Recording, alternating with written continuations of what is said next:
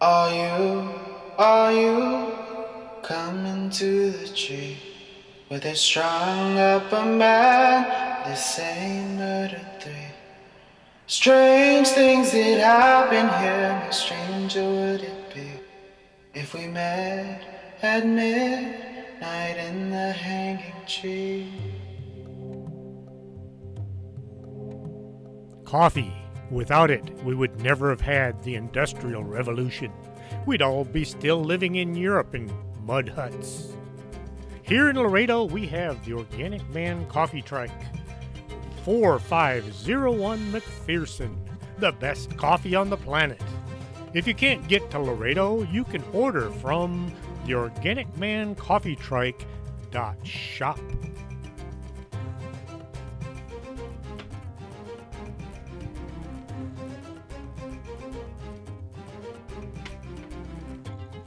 Welcome to the show. I'm your host, Chris James. A friend, a listener named Sam from Australia, who now lives in Canada, sent me a message asking about the Aurora UFO crash. So here's what I was able to find. The Montgolfier brothers, born in Anaya,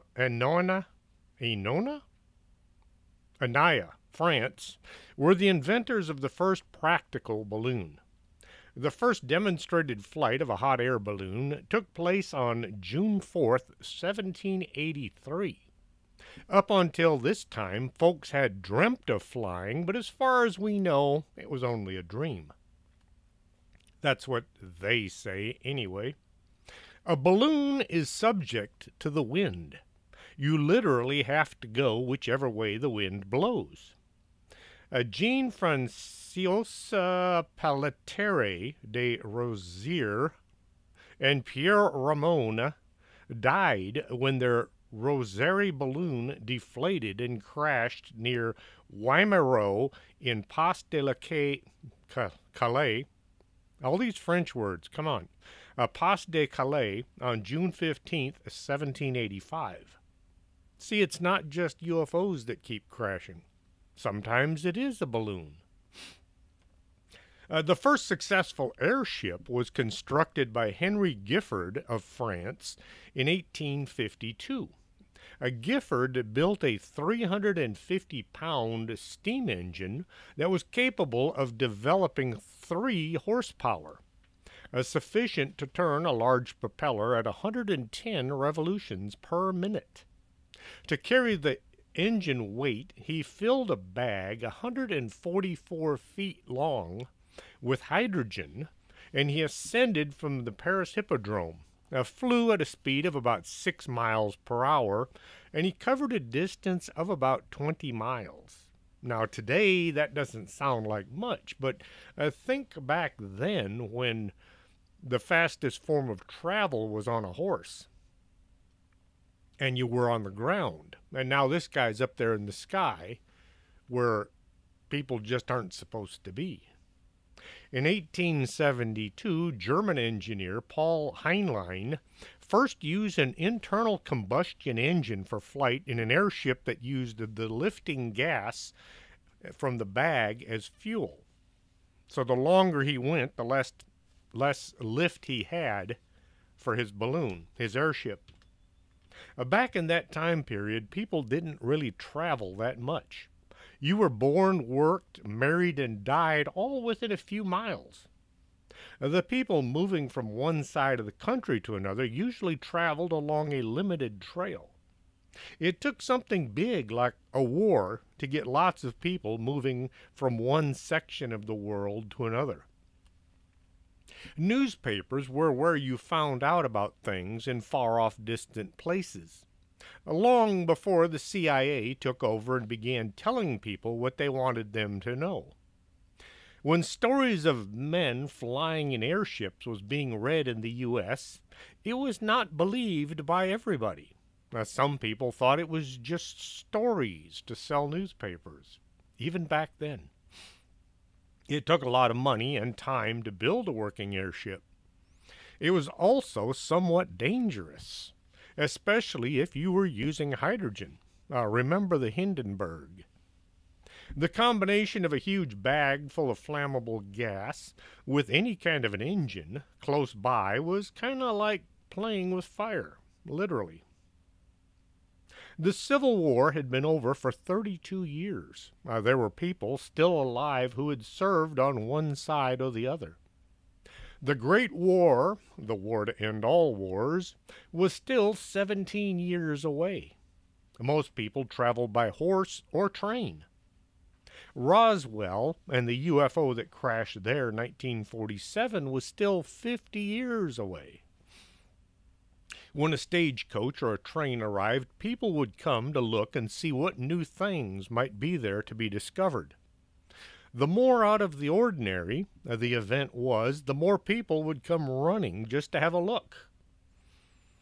In 1897, the town of Aurora, Texas, had an unearthly visitor crash land there, taking out the local judge's windmill in the process.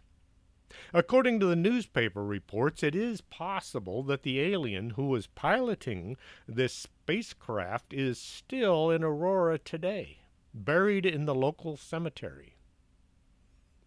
A news report that ran in April 17, 1897 edition of the Dallas newspaper said, early in the morning of April 15th, a strange flying craft plummeted to Earth, striking the windmill on Judge J.S. Proctor's property before breaking away and hitting the ground and destroying the judge's flower garden.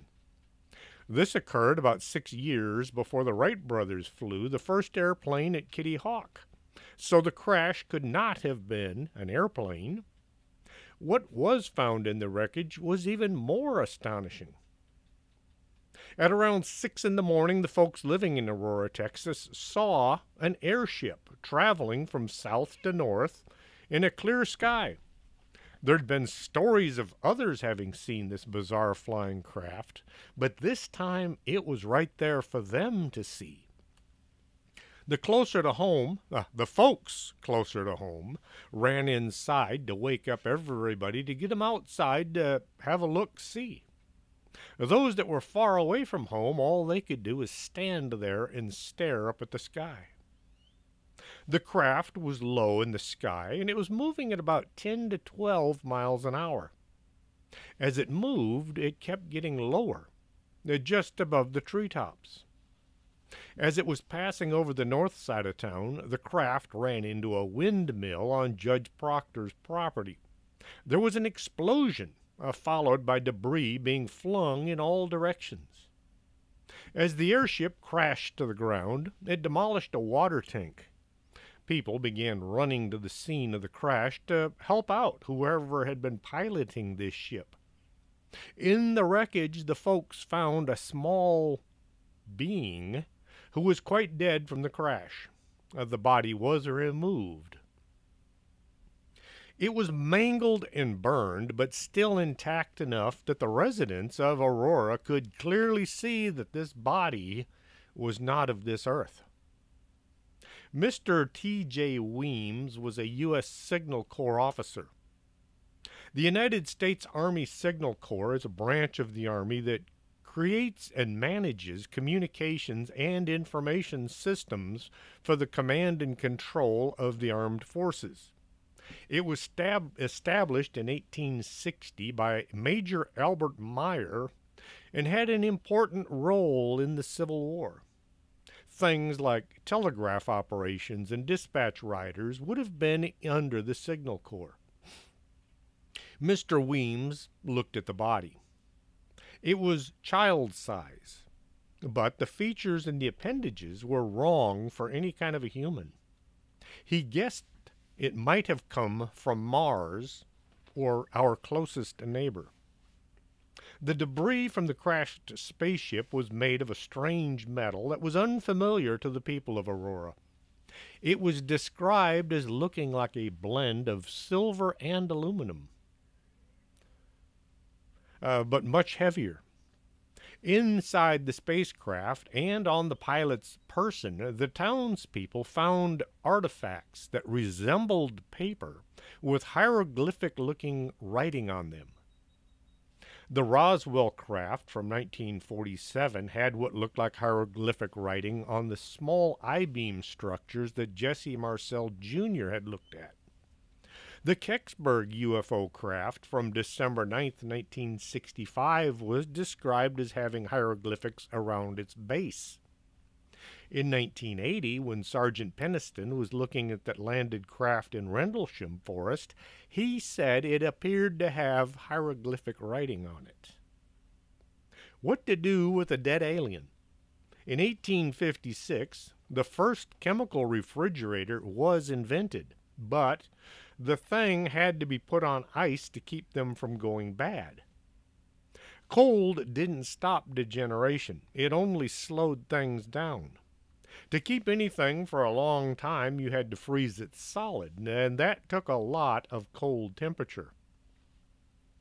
No one thought they should try to keep the body. This was just not done. This was a dead person of sorts that deserved a decent burial. So the citizens of Aurora held a funeral for this dead visitor from some distant planet. I wonder what the local minister had to say. Not from around here, but a real square little fella? Some of you might recognize that as a Firesign Theater quote. They used to make albums of funny shows like Don't Crush That Dwarf, Hand Me the Pliers, and I Think We're All Bozos on This Bus. They were around from 1968 to 1971. This was our early form of podcasting. Just remember, Abraham Lincoln didn't die in vain. He died in Washington, D.C. If I'm showing people how old I am, well, that's how old I am. We didn't have CDs, cassette players, things like that. You had to buy an album and play it on a record player, and, well, those days are long gone. I understand that albums are coming back, but they don't play well in a vehicle. Once he, she, or it was in the ground, somebody placed a rock with some kind of an inscription to mark the gravesite. The crashed ship needed to be dealt with. The military did not come rushing in saying it was just a weather balloon and then confiscate all the pieces and swear everybody to secrecy. The metal was of some unknown substance. Nobody could think of a possible use for it.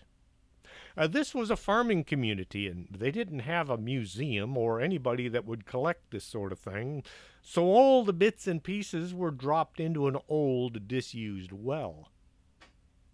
Years later, 1935, Brawley Oates, the new owner of the land, had decided to clear out the debris from the well so it could again be used as a source of water.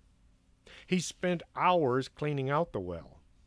Later, he developed a severe case of arthritis that left his hands deformed, knotted, and twisted. Oates believed the water in the well had become contaminated by the alien wreckage.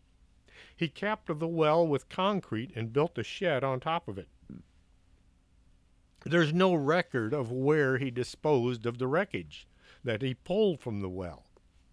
It went to some undisclosed location. Maybe someday somebody will uncover it. Maybe it's at the city dump or it's in his backyard. We don't know at this time. And now I've lost my place. The grave marker, rock, was eventually replaced with an actual tombstone. It was etched showing what looked like a flying disc. It could have also been a representation of a flying ship. It did kind of look like a zeppelin, except for the little round, what looked like portals around the edge. The gravestone was eventually broken, either by accident or maybe some kids wanted a souvenir. Bill Case used a metal detector to run over the plot where the alien was buried. He discovered there were 3 objects under the ground right where the plot was. James Farrell Mars, Jr., was born December 5th, 1943. He became a newspaper journalist and a New York Times best-selling author of books and articles on a wide range of subjects, such as cover-ups and conspiracies. Mars was a prominent figure in the JFK assassination conspiracy theory community, also known as truth seekers, and his 1989 book, Crossfire, was the source of Oliver Stone's 1991 film, JFK. Jim Mars died August 2nd, 2017. Back in 1973, Jim Mars investigated what was called the Great Airship Mystery of 1896 and 97. It seems to have started in Sacramento, California, where several hundred witnesses saw a bright object in the sky. It was long and thin, like a cigar. Some folks thought they saw propellers and even a cockpit. A few folks said that they heard voices coming from the flying ship. These were indecipherable. It had been visible for about 30 minutes, and then the flying ship eventually vanished over the southwest horizon. Shortly after this, the same object, or one exactly like it, was seen over Oakland. Next, the flying ship was seen by several thousand people as it flew over San Francisco.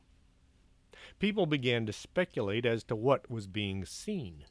Some said it was a new form of transportation being developed by some inventors who, as of yet, hadn't come forward to announce their new invention. A lawyer came out and said that he represented these men and would soon release a statement from them. After balking and coming up with excuses, he finally said that he had simply been misquoted by the newspapers.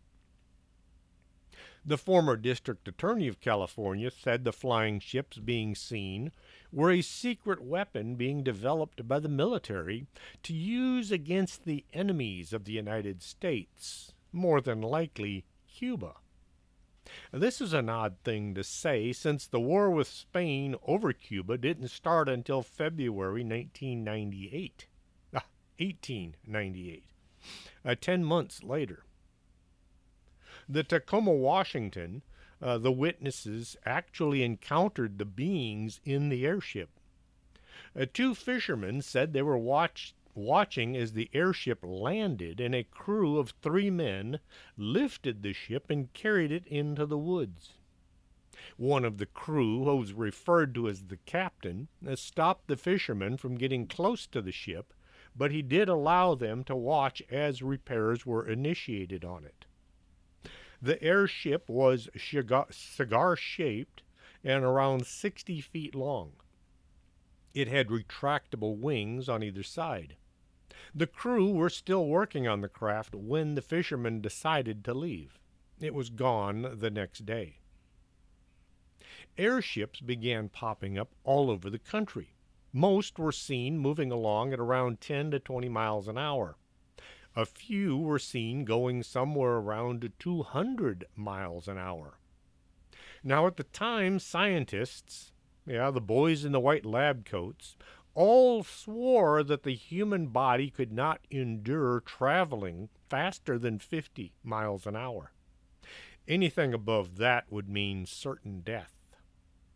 This was when trains only ran at about 45 miles an hour.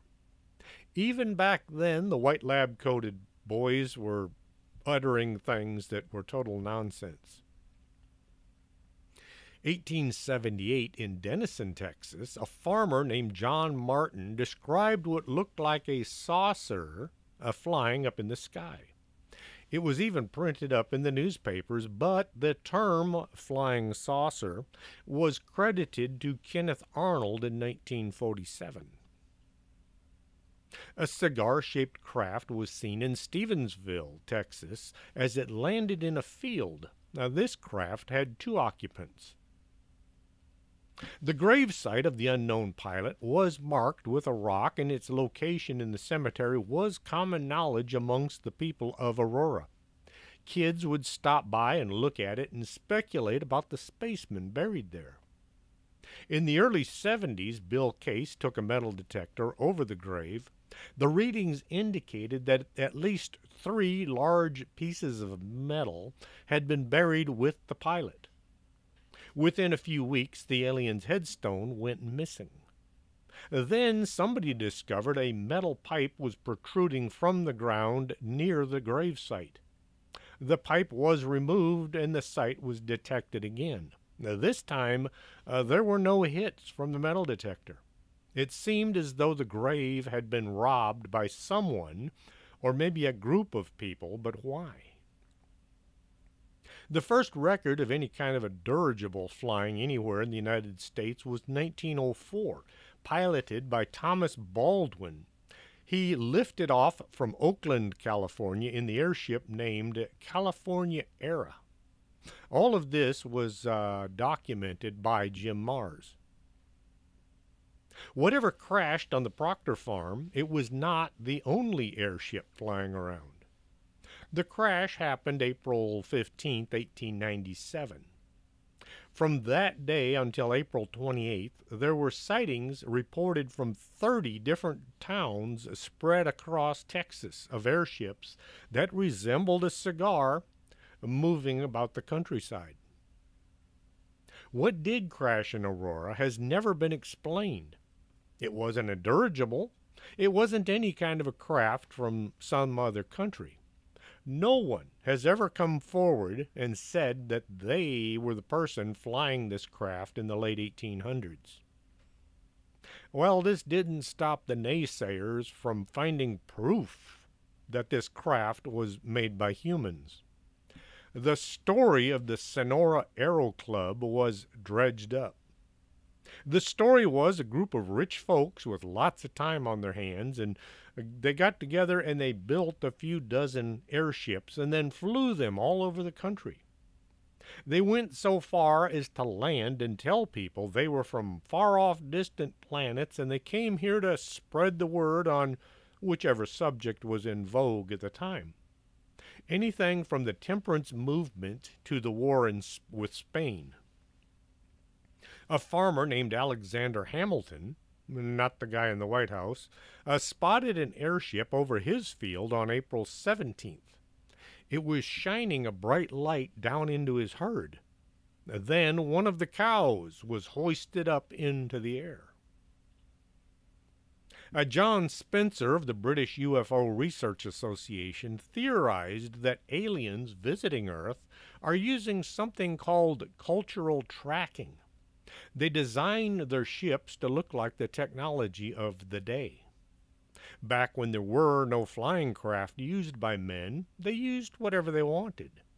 As dirigibles began to take to the skies, the aliens used ships that resembled them.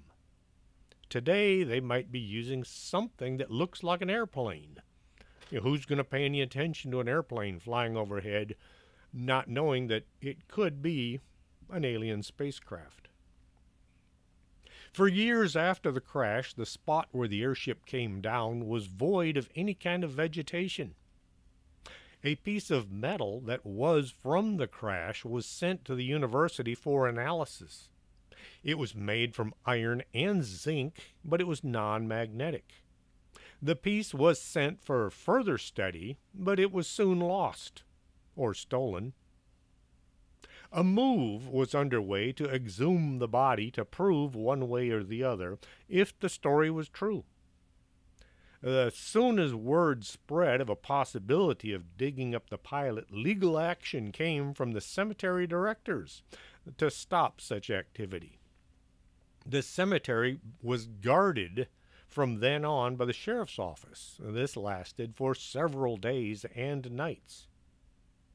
As soon as the guards were sent to do something else, the headstone was stolen by some unknown person. Months later, Bill Case contacted Jim Mars and asked him to meet at the cemetery. Bill pointed to the 3 spots where he had signals of metal buried in the gravesite. In their place were 3 round holes that had been bored into the ground. Someone had snuck into the cemetery with some kind of a drilling device and pulled out any evidence that had been there. Bill thought this had been the work of the government. And it's kind of funny how the sheriff's department stopped patrolling the cemetery just the night before this happened. Of course, much of the unknowns about the Aurora spacecraft could be cleared up simply by digging up the pilot's body, presuming it hasn't been stolen by the same folks who took all the metal objects from the grave. This has not been permitted, though. The Aurora Cemetery Association has adamantly denied every request to exhume the grave. As for the well, it has been tested in modern times. The tests revealed a high level of aluminum, but nothing else out of the ordinary. For now, all researchers have to go on is the eyewitness testimonies that appeared in the local newspapers. MUFON uncovered 2 new eyewitnesses to the crash. Mary Evans, who was 15 at the time, told of how her parents went to the crash site. They wouldn't allow her to go. She was too young. And the discovery of the alien body. Charles Stevens, who was 10, told how he saw the airship. He said it was trailing smoke as it was heading towards Aurora. He wanted to go see what was happening, but his father made him finish his chores first. Later, he told about how his father did go into town the next day, and he saw the wreckage of the craft. November 19th, 2008, the TV show UFO Hunters aired another television documentary regarding the Aurora incident. It was called First Contact. This TV show featured one notable change from the UFO Files story. Tim Oates, nephew of Brawley Oates, the new owner of the property with the well where the UFO wreckage had been buried, allowed the investigators to unseal the well in order to examine for any possible debris. Water samples were taken from the well, which tested normal except for large amounts of aluminum. The well had no significant contents other than one small snake that Urquhart didn't know what kind of snake it was when he first encountered it. He sounded a bit nervous at first, or maybe that was just editing. It was stated in the episode that any large pieces of metal had been removed from the well by the owners of the property. Further, the remains of a windmill's base were found near the well site, which refuted all of the statements by the naysayers who all kept saying that the Proctor property did not have a windmill. If they didn't have a windmill, how come they have the base for a windmill on the property? In addition, the Aurora Cemetery was again examined. Although the Cemetery Association did not permit exhumation, they did allow ground-penetrating radar to be used. The crew ran this piece of machinery back and forth across the cemetery, and they found what looked like a small grave right where everybody said the alien had been buried. Last year, my wife and I went to the Wonderland UFO Festival in San Antonio. While I was there, I ran into a bunch of people I know from similar gatherings. UFO folks, Bigfoot researchers, ghost hunters, we all kind of hang out together in the same places. A few of them had been on the show. We got to talking, and the story of Ned came up. Daniel used to have a huge gray alien made out of vinyl that he took to all the conferences. It was kind of his sidekick or his companion. You would see Daniel walking around, and he would have this alien either in a baby buggy or in a shopping cart, and he'd be just pushing it around, or he'd have it on display somewhere. But you would see Daniel, you'd see Ned somewhere. Now, I have no idea why they referred to him as Ned, but the alien pilot that crashed in Aurora eventually was referred to as Ned, and so this little vinyl alien was also called Ned. If you go to Daniel's channel, Aurora Texas, you'll see images of him with Ned. If you've been to the Edinburgh UFO Festival and Conference, you've seen Ned. You won't be seeing him anymore. The folks in Aurora had been raising money to build a tourist building near the cemetery. It would have been a combination museum and information center. Ned was in storage in the Wise County Courthouse. He was there for safekeeping. Oops. The former Aurora city manager was being looked at when several citizens became suspicious of some of her activities. Let's just say she was spending a lot more money than she should have had. There were also some problems with several properties that were connected to the city manager. In May 2021, several people living in Aurora became suspicious of the city manager, but any questions they asked regarding money being taken into the city treasurer and then vanishing were simply ignored. Even city council members were being given the runaround when it came to matters of the cash. Deb Terrell was elected to the city council in 2019. From the first day in office until 2021, the city only held one meeting. The manager didn't see any need for others to know how the city was being run. Terrell tried contacting the FBI, but they had bigger fish to fry. A small town in Texas isn't very glamorous, so they just told her to take the matter to someone else. She tried the local sheriff, but he didn't seem too concerned. Still wanting answers, Terrell contacted the Texas Rangers. They asked a whole bunch of questions, and when Terrell told them her suspicions, the investigation was on. Now, I realize I have listeners all over the planet, and some of y'all might not understand what the Texas Rangers are, so I'll tell y'all. First, I got to get this cat away from my computer. Yes, you. She looks at me like, who, me? Anyway.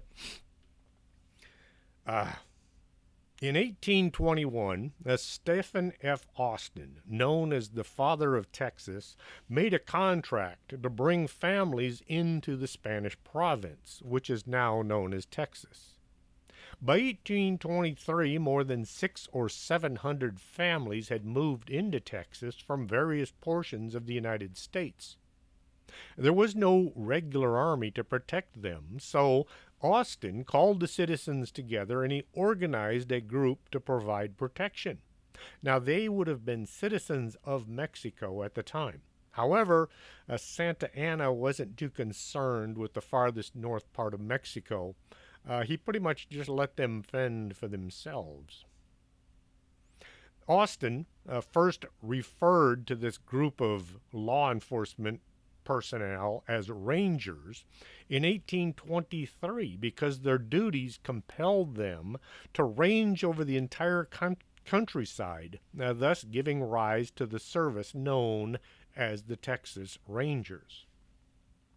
December 1836, the Congress of the Texas Republic, which was from 1836 to 1845, we were only a country for, 9 years? They passed a law providing that President Sam Houston would raise a battalion of 280 mounted riflemen to protect the frontier between Texas and Mexico. This was after Texas became their own country. The term of service was only 6 months at the time. The following January, a law was passed providing for a company of 56 rangers for the frontiers of Gonzales County, and a few days later, another company was provided for Bastrop, Robertson, and Milam counties. A little later, a law was signed for 2 more counties, San Patricio and Goliad. And also Refugio County. It was during this period that the Texas Rangers began to make a name for themselves that spread far beyond the borders of the state, the country. The Rangers' duties were not curbed by city or county boundaries. Like a sheriff only has the authority to enforce laws in a county. Whereas the Texas Rangers, well, they had the entire country of Texas to protect. The Rangers' duties were not curbed by any geographical boundaries, and sometimes that even included the Texas-Mexican border. They were they were known when they were in hot pursuit to chase people into Mexico and arrest them and bring them back into the country on the north side. Anyway, August 10th, 1935, Texas legislature created the Department of Public Safety. The Texas Rangers and the Texas Highway Patrol became members of this agency with statewide law enforcement jurisdiction.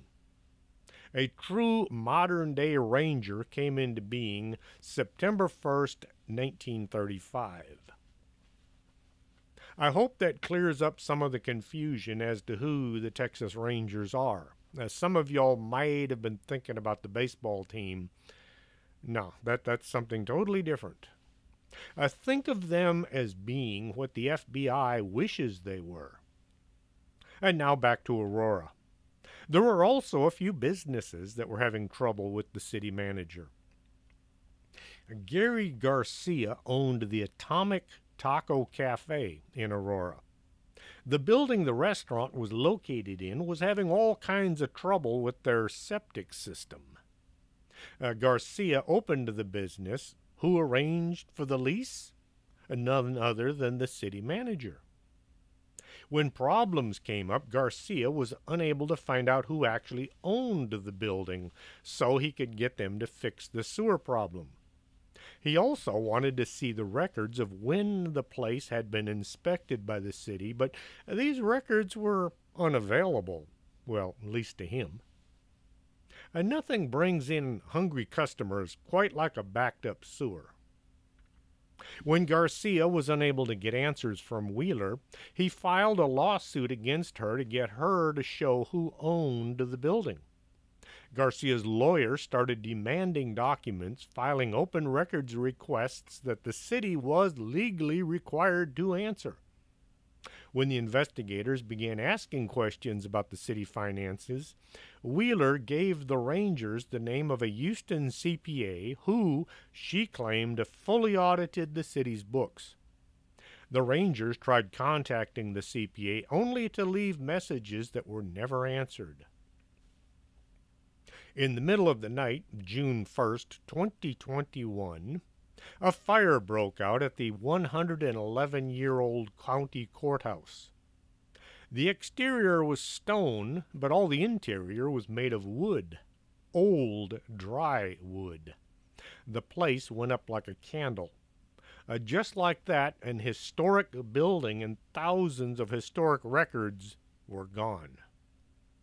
Lots of people don't keep things at home, like property records. County archives of things that happened in the past, like, say, a flying saucer that crashed. It's a good thing the records had already been gone over as far as that incident goes. The district attorney said that Deb Terrell's complaint about missing money just 2 weeks earlier became key to an arson investigation. Arson is easy to prove. You find accelerants, such as gasoline or lighter fluid. Even after a fire, there will be residue left behind. You also find more than one source of ignition. Fires don't break out in two places at once. You find doors have been left open. Filing cabinets have been left open. Fire alarms have had their batteries pulled. Things like that. Way back when I was a firefighter, we had a blaze at a house that, right from the get-go, it seemed suspicious.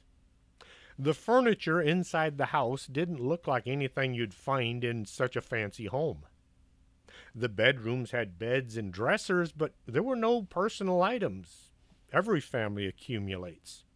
Who lives in a bedroom with a bed and a dresser and nothing else? Things someone would have taken away if they knew maybe the place was about to catch on fire in the middle of the night.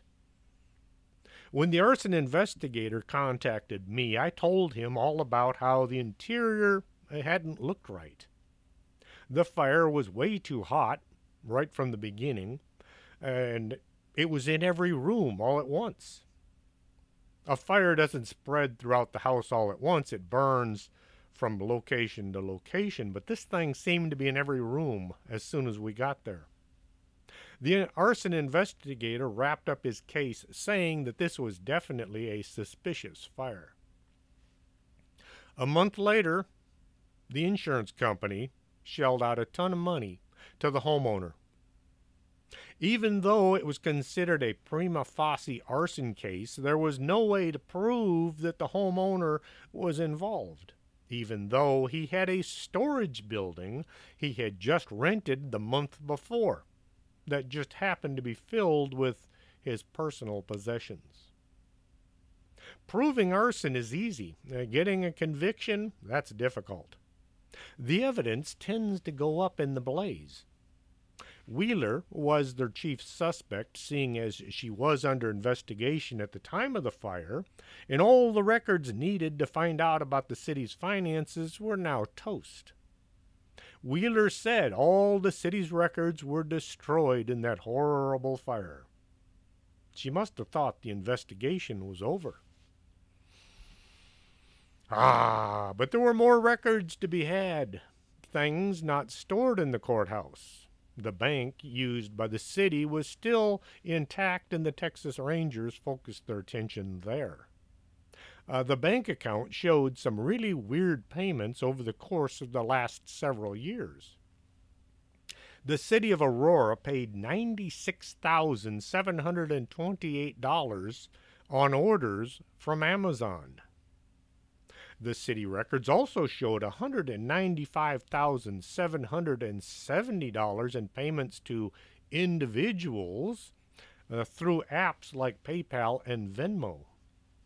$130,000 to a construction company that just happened to be partially owned by Wheeler, the city manager. The city also paid $85,744 to Wheeler's personal credit cards. There was $630 payment to an Airbnb. Why would the city be renting a vacation home? Wheeler was eventually arrested, booked into the Wise County Jail, and then released on a $100,000 bond. Prosecutors have said that Wheeler posed as the author, setting up a phony website and even emailing the Rangers that a complete review of the city finances found no unusual purchases.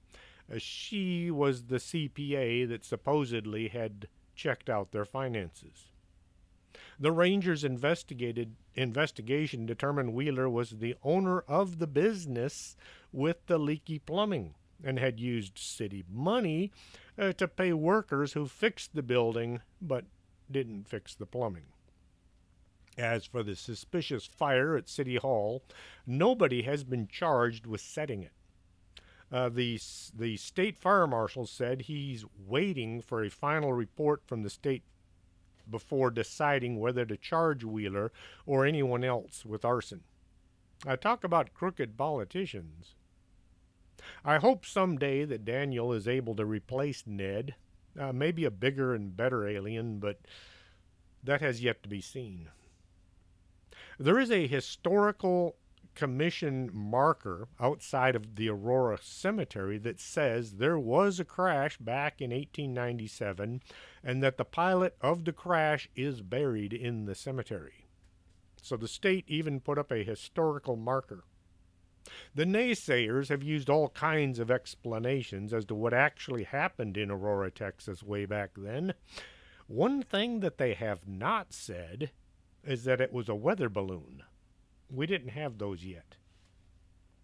Even after the Pentagon came out saying that those things that everybody keeps seeing are not from the United States, they're not from China, they're not from Russia, they're not from any country that we know of, they still don't want to say that there's a possibility that they're from another planet.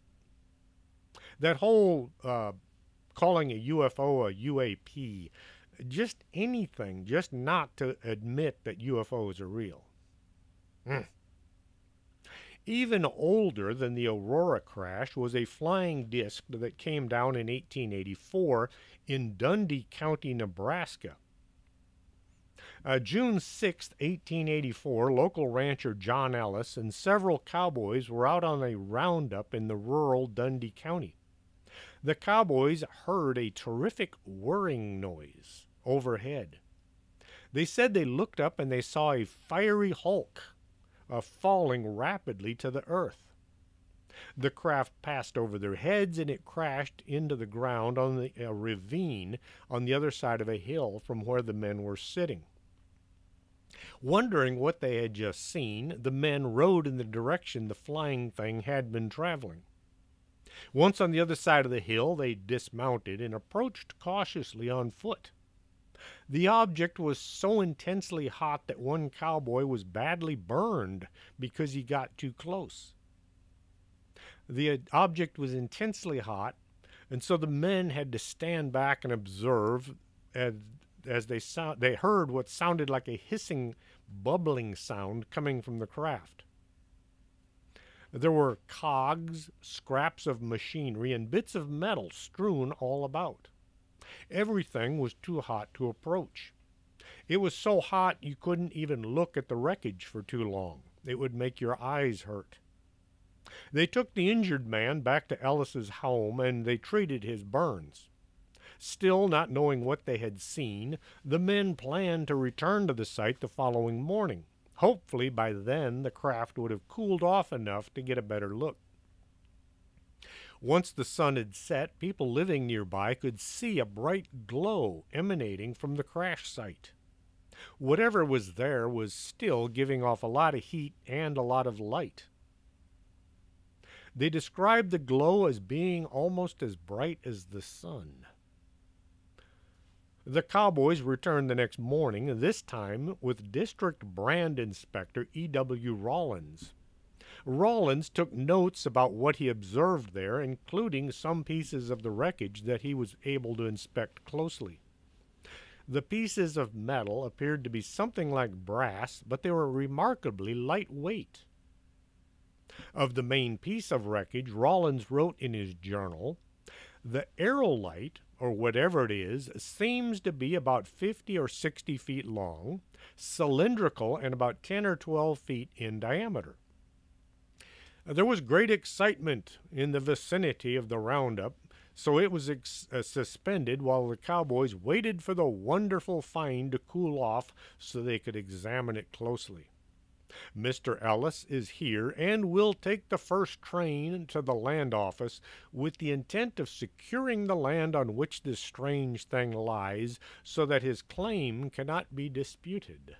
That's what Mr. Rollins wrote. As the day wore on, a crowd of curious onlookers gathered at the crash site. They all stood around and stared at it, wondering what were they seeing. At about 2 p.m., a storm brewed up from nowhere. It just started to rain. The rain fell heavy and fast for about 20 or 30 minutes. Once the rain had stopped, all of the wreckage had vanished. There was nothing left to be seen. Since the incident, the bizarre story has resurfaced several times over the past. In 1960, a copy of the original newspaper article was discovered. Reporters and ufologists like to go to Dundee County and question the local citizens, but all the original witnesses are long gone, so there's nobody there but their relatives. And all they can say is whatever their relatives told them. As far as records go, this looks to be the oldest written record of a UFO crash in the United States. John Van Helsing describes the discovery of a crashed saucer in the Black Forest near Freiburg in 1936. And says that this technology was taken and combined with the information from the Vril Society that they had received through channeling, and this was what was used to create a flying disc called the Hanubu. I believe that's how it's pronounced. H-A-U-N-E-B-U. Looks like Hanubu. That doesn't sound very German, but that's what it looks like. A few weeks ago, I did a show about Maria Orsic, the founder of the Vril Society. The Freiberg disc was said to have been similar to the Hanubu 1 with a domed top and bottom, but none of the dimensions were ever given. As soon as this flying disc was found, the SS moved in and took possession of it. The craft was transported to the Wewelsburg Castle. Now that sounds German. It was taken to a castle, which was the headquarters for the Third Reich, where their top scientists worked to back-engineer it and find out why this thing was able to fly and whether they could rebuild one. A German aircraft historian, Henry Stevens, says the Hanubu 1 was supposed to be the first large flying saucer developed in Germany. According to plans obtained from classified German SS files, the Hanubu 1 was approximately 75 feet in diameter and probably lifted off for the first time August 1939, a few weeks before the outbreak of World War II. Their source of power was something called the Black Sun, an infinite beam of light which, though invisible to the human eye, exists in antimatter. The visible light spectrum is the section of the electromagnetic radiation spectrum that is visible to the human eye. Essentially, that equates to the colors that the human eye can see. It ranges in wavelength from approximately 400 nanometers, which is seen as violet, and 700 nanometers, which is seen as red. It is also known as the optical spectrum of light or the spectrum of white light. Some animals have the visible range that is often far beyond anything us humans have.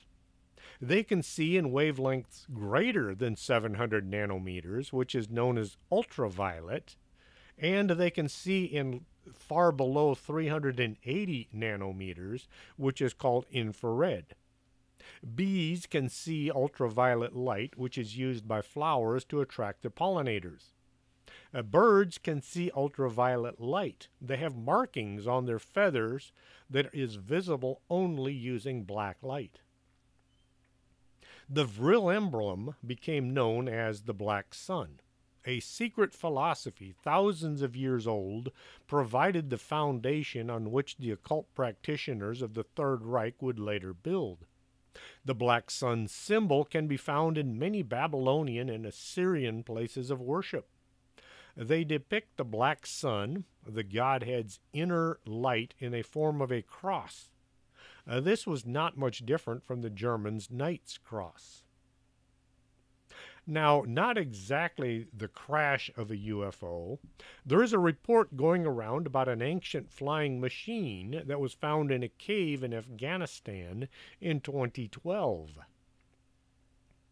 A 5,000-year-old Vimana, an aerial vehicle from ancient India, was discovered in a cave in Afghanistan that has caused the disappearance of at least 8 American soldiers during an attempt to extract it from the cave. The discovery caused a flurry of high-level visits to the area by some powerful leaders of the Western world.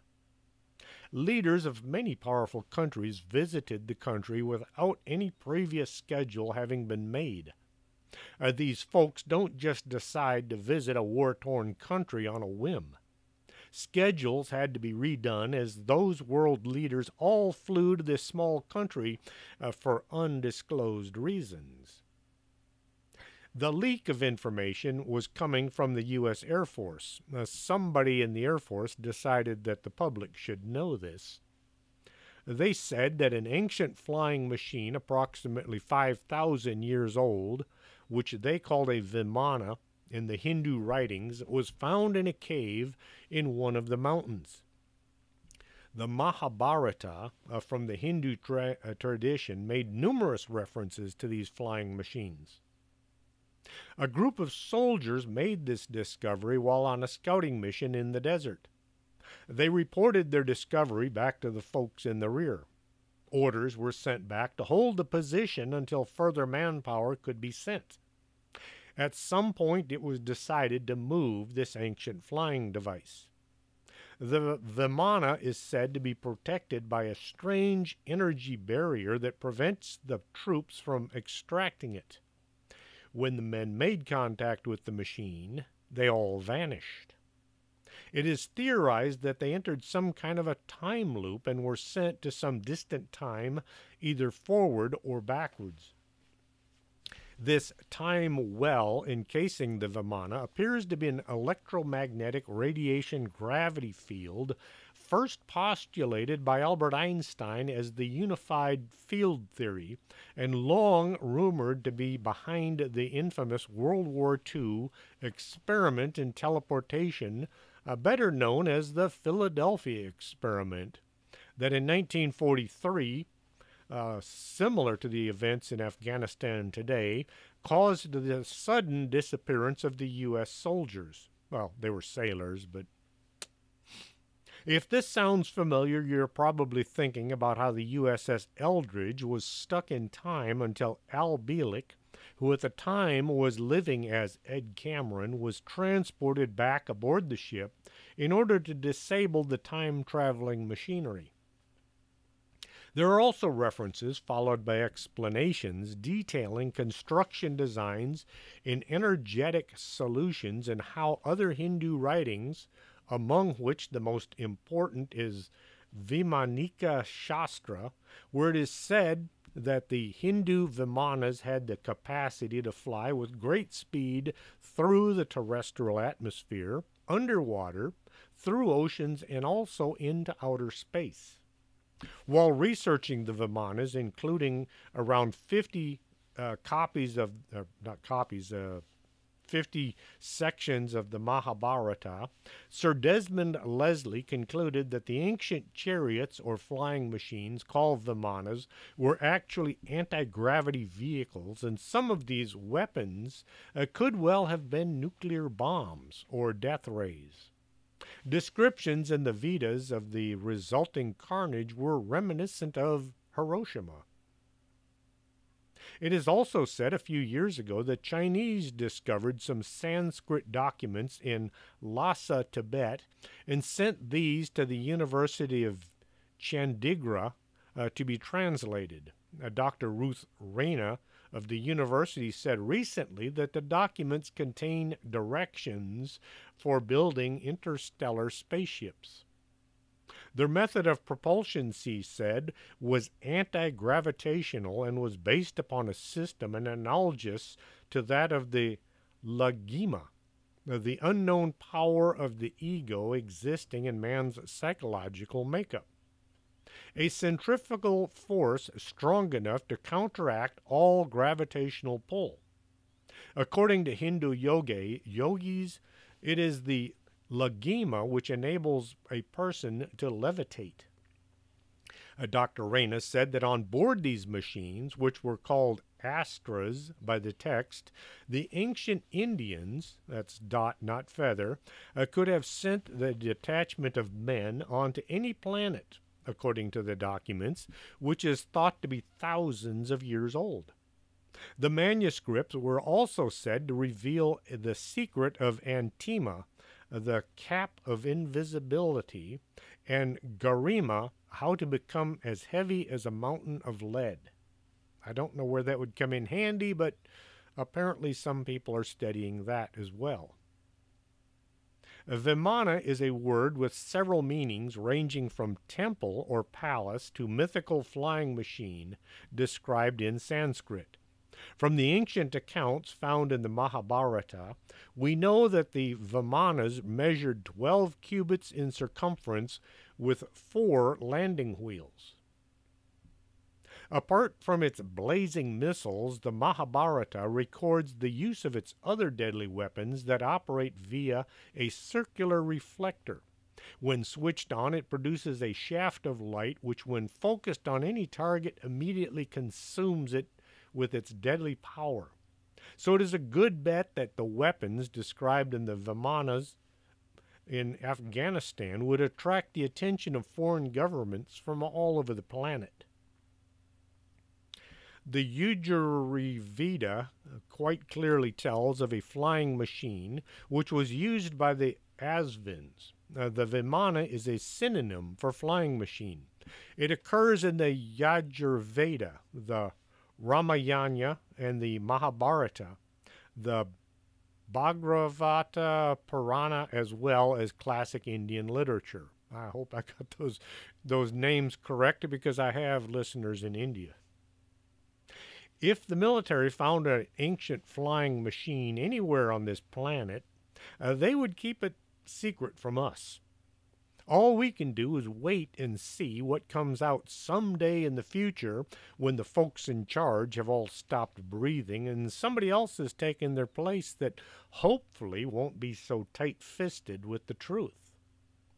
The chances of that happening aren't all that great since it seems as if each year they get stricter and not more open with the truth. I hope you enjoyed tonight's show. If you did, tell your friends and your neighbors and everybody else that they should be listening as well. As Tony Merkel says from the Confessionals, share the show. I don't care how you share it, just share it with people. Let them know what they're missing.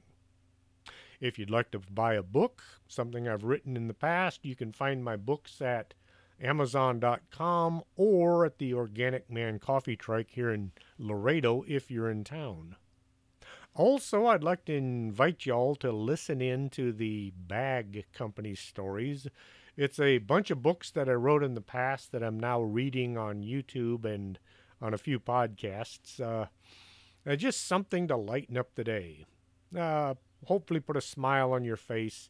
If you want to hear them, you can listen in on YouTube on Strange Things with Chris James, or you can go to Storytime with Chris James, also on YouTube. Hope you enjoy the stories. Until next Saturday, this is Chris James for Strange Things.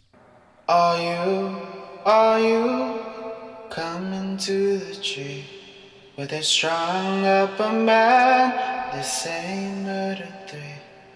Strange things that happen here, no stranger would it be if we met at midnight in the hanging tree.